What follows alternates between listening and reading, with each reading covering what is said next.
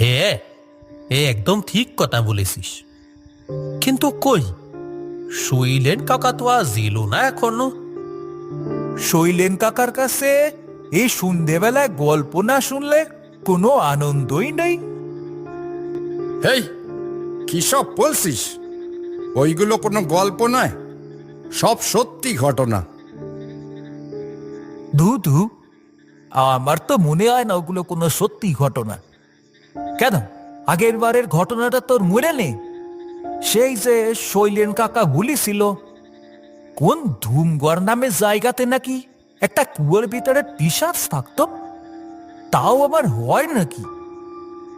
এই দুনিয়ায় চোখের সামনে যা দেখা যায় তার বাইরে অনেক কিছু হয়, তা হয়তো তুই বিশ্বাস করিস না, তাই এসব বলছিস।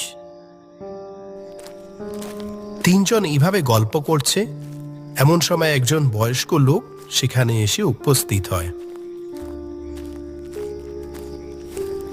কি হে, কেমন আছো সব? আজও তো সন্ধে হতে না হতেই লোডশেডিং হয়ে গেল। ওই তো শৈলেন কাকা চলে এসেছে। আর এই লোডশেডিং এর কথা কি বলবো। যাকে বসো বসো, তোমার কথাই বলা বলি করছিলাম।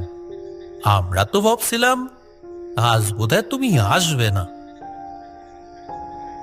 তুমি না এলে তো আমাদের আড্ডাটাই জমে না।